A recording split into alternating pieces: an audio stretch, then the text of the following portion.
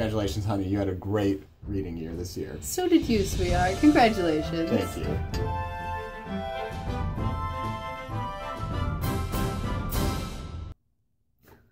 I forgot to drink.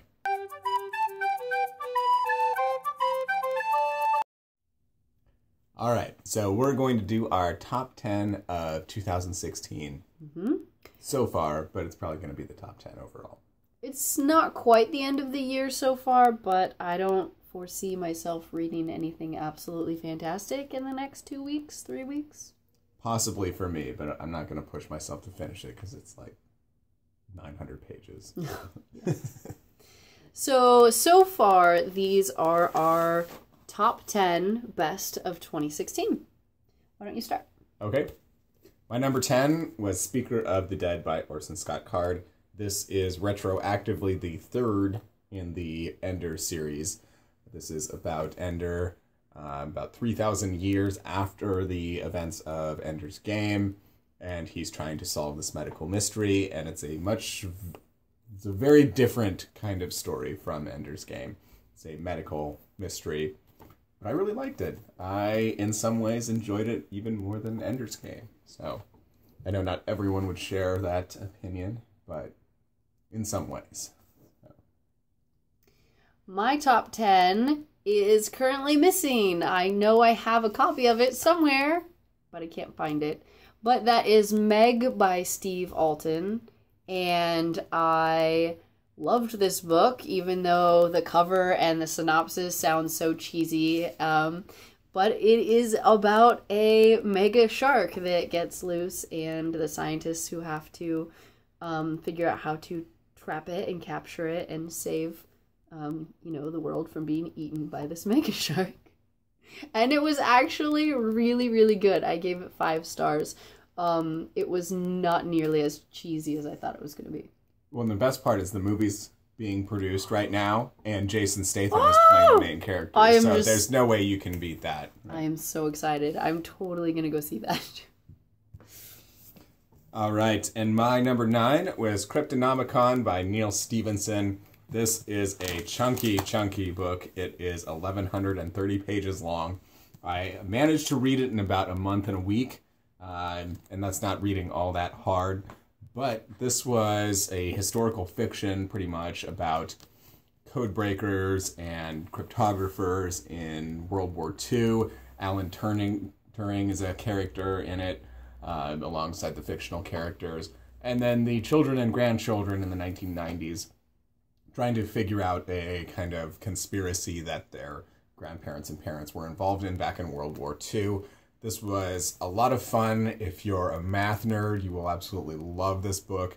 I don't quite consider myself quite a huge math nerd, but I did find myself giggling at some of the math jokes in this, quite a bit along the way. And there's the just kind of macho character, Bobby Shapto, who's just hilarious in general in there. So this was definitely a top one. It's not my favorite of Neal Stephenson's, but definitely still, he's one of my favorite authors. I'd say he's probably my favorite living author. So, very nice. I see how you did that. Yeah. Mm-hmm. Okay, number 9 for me, and I couldn't decide whether to keep this as just the first one or the duology, because honestly, I feel like they were equally as good. And this is You and Hidden Bodies by Caroline Kepnes.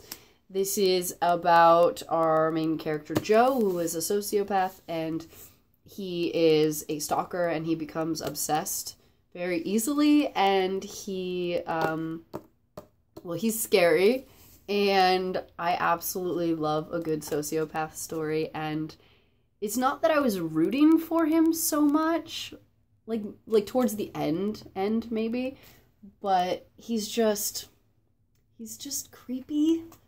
And I don't know, I really, really enjoyed these. I think I gave them each 4 stars, and I am pretty sure it's just a duology, but if it ever turns out that there's a sequel, I will definitely pick it up. And he's a used bookstore owner, the main character. Yeah. Right? Yeah, so. Yeah, so he's got all of these really pretentious, book opinions and like quotes, and like he judges people who comes into his store buying like who wrote the Da Vinci Code books? Dan Brown. Dan Brown. He hates Dan Brown. And then at one point he like sits down and actually reads the Dan Brown and he's like, oh shit, this is actually pretty good. Okay, and then my number 7 was The Meta Barons. This is by Alejandra Jodorowsky and Juan Giménez. And this is a massive graphic novel, and it is about a character from the original heavy metal French publications or periodicals.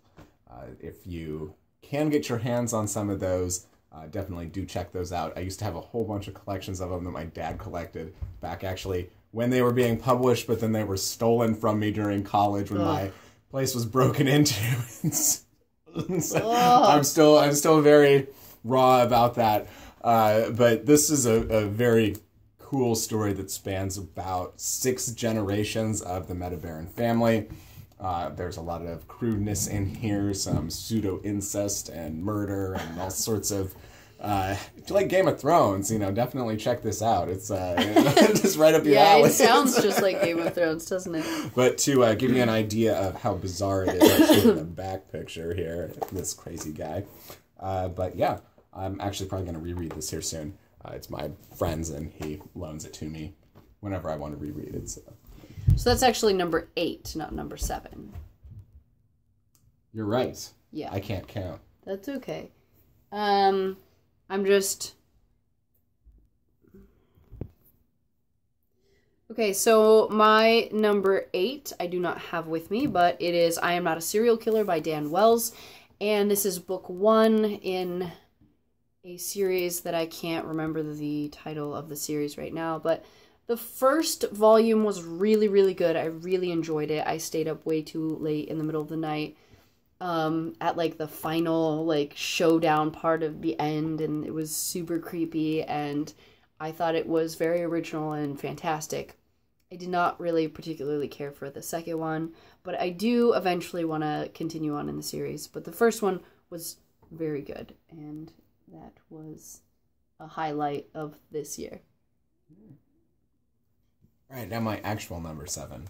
So Waystation by Clifford D. Simak. This one is actually one I read in November, so you can check out our wrap-up to know some more about that. But it's essentially about a human that is selected to run essentially a transit station on Earth for intergalactic travel, and the characters that he meets and the adventure, a bit of an adventure he has. It's exciting. It's a small one, but it's very good. I was very, very impressed with this one, and that fell on definitely on the top 10 of the year.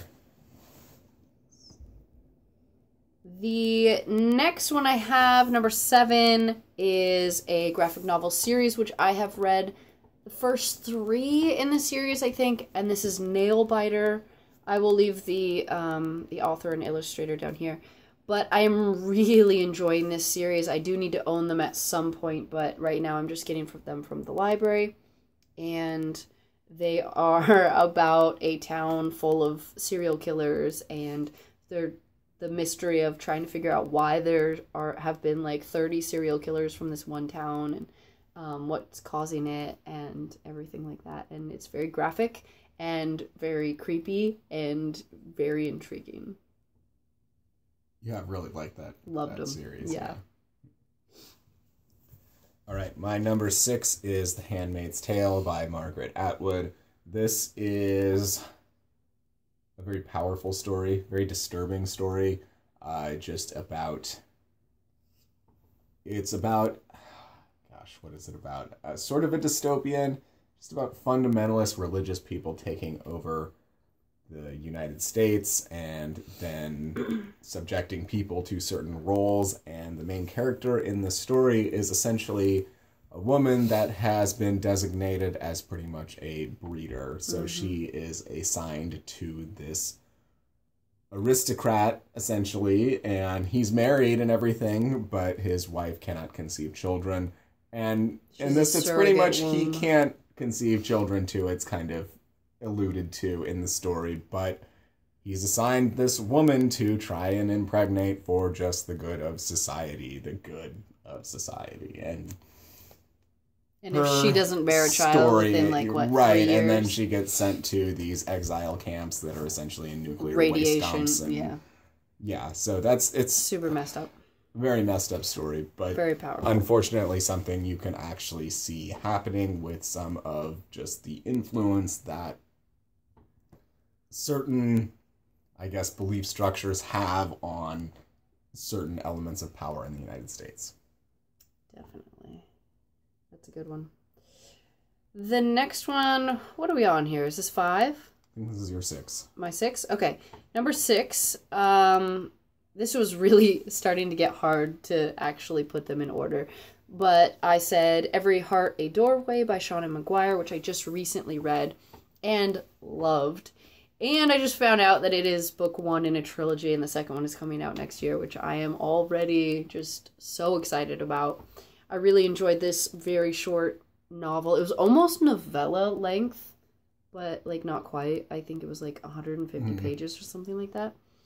And it was about kids who come back from fairy lands and have to try and figure out how to cope with the real world. And it was fantastic. It's one definitely that sounds really interesting.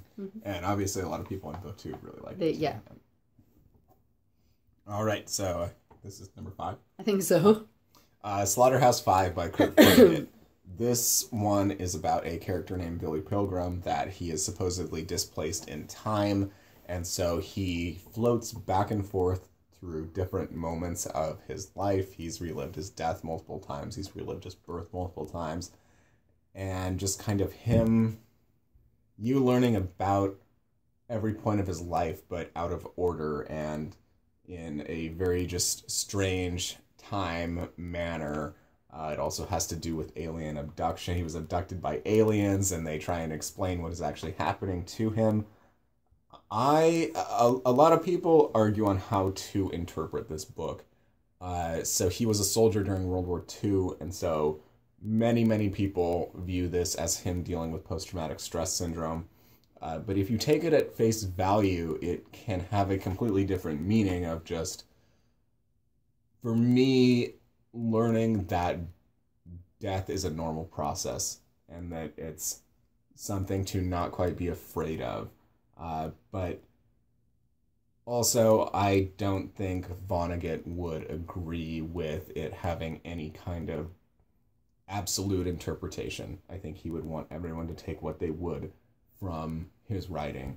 And this is definitely his most well-known and I think his best so far. I've only read this in Cat's Cradle, but this was a very powerful book, and I think everyone should read it. Number 5 for me is the Saga series. I think I am caught up with what has been released so far, and definitely I would say the first 3 or 4 issues are the best so far, but I am still very much enjoying the series. And this is so original, and the characters, not necessarily the story, it's very Romeo and Juliet set in space with aliens, kind of, you know, a guy and a girl from warring species fall in love and have a child, and then everyone wants to murder them because that's an abomination.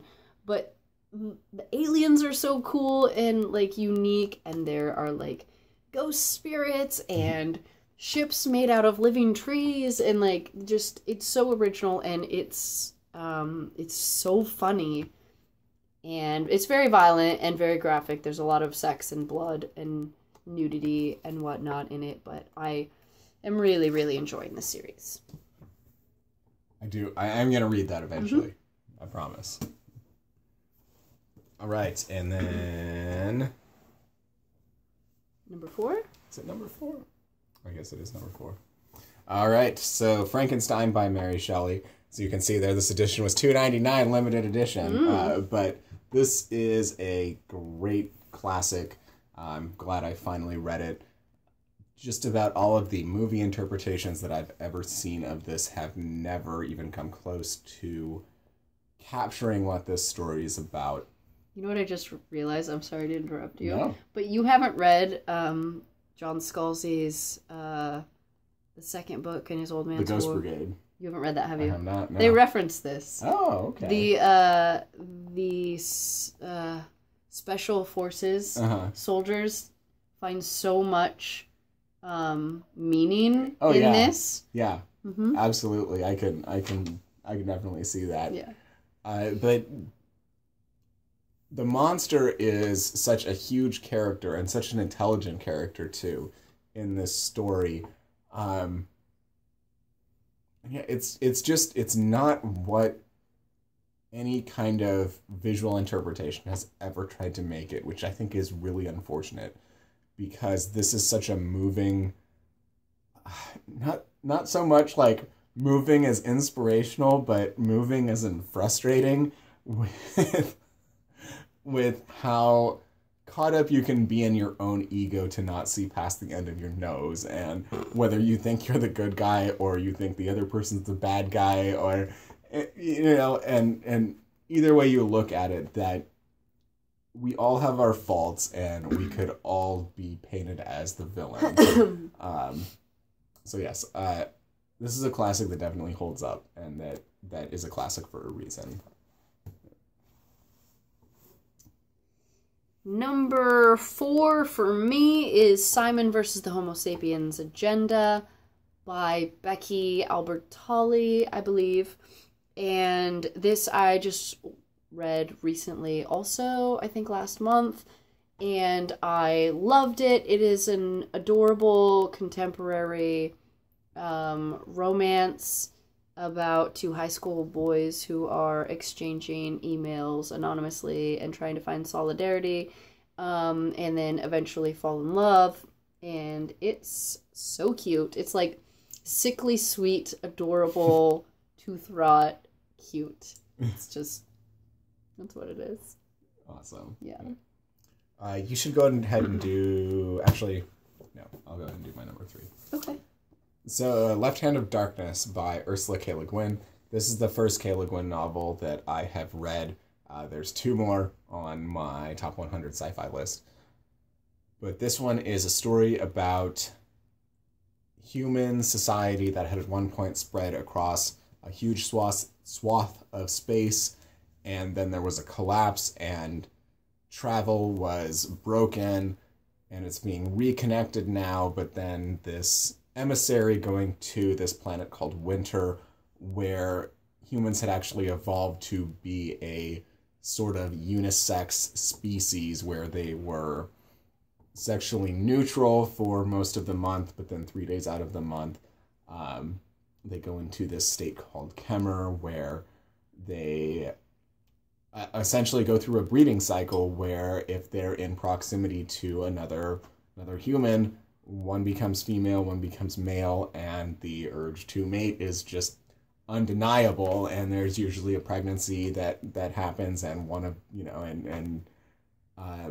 whoever became the female stays a female through the pregnancy, and just this emissary coming to this planet and really learning about the culture and having a lot of culture clash in the beginning, but then finding it almost strange to, actually, I don't want to spoil it, but just, it's a culture clash book, and it is so amazing a story, an adventure, a human adventure, and just very touching too, and just very sweet also in just how the characters connect to one another.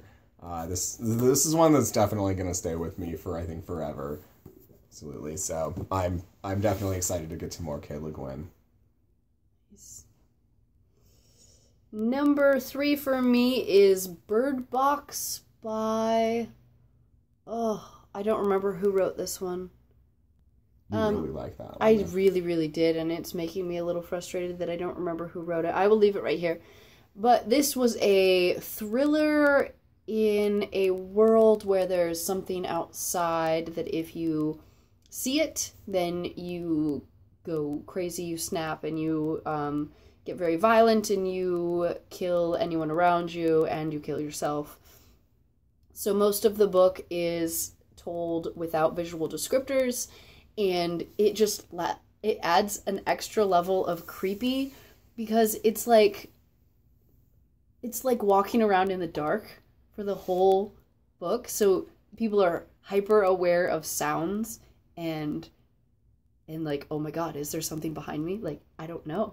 Was that a snap? Did I just hear something in the room with me? Like, it's so tense and so creepy and so good. It was fantastic.